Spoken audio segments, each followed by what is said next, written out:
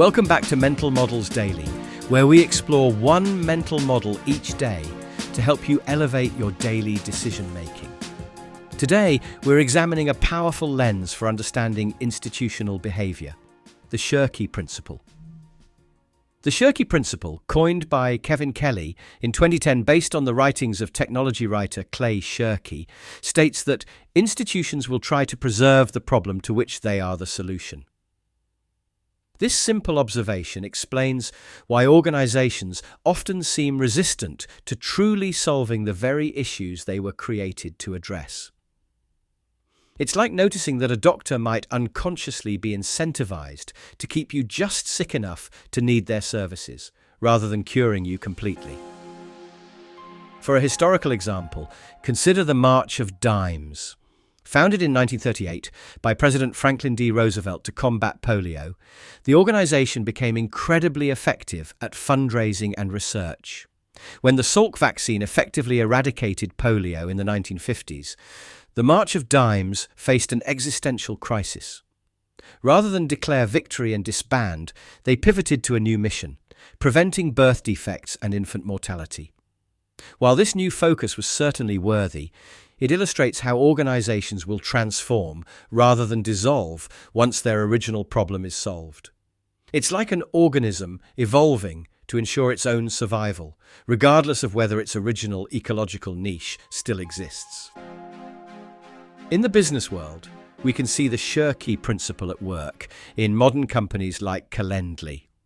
While their scheduling software aims to eliminate the back-and-forth emails when setting up meetings, they've created features that actually increase dependency on their platform.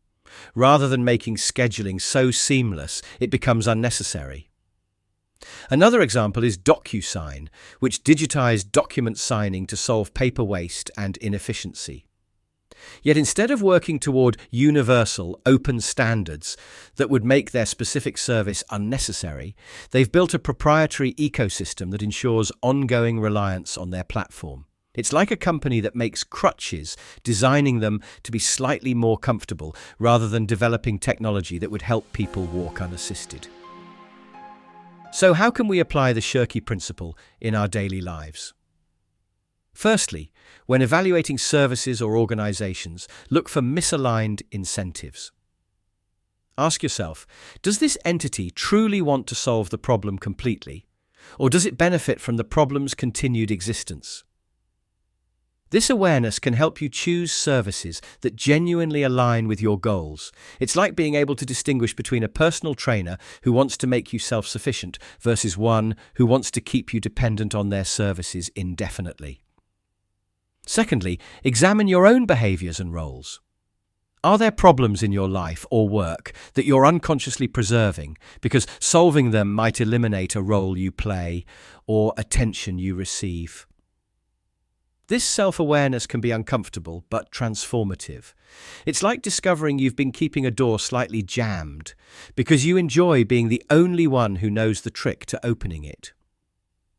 Lastly, when creating systems or organizations, design them with sunset provisions or evolving missions. Build in mechanisms that acknowledge when a problem has been solved and allow for graceful transitions to new challenges. It's like designing a rocket with multiple stages that can be jettisoned once they've served their purpose, rather than dragging along unnecessary weight. In conclusion, the Shirky Principle offers a powerful lens for understanding institutional behavior and human incentives.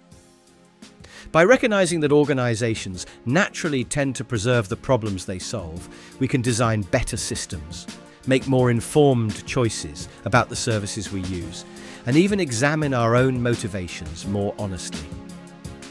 In a world full of institutions claiming to solve problems, this principle helps us discern which ones might be subtly perpetuating those same issues. Thank you for joining me today on Mental Models Daily.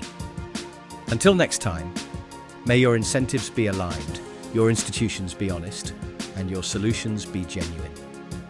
For more mental models, please visit mentalmodelsdaily.com or find us on X or Instagram. Our podcast music was provided by thepodcasthost.com and Alitu, the podcast maker.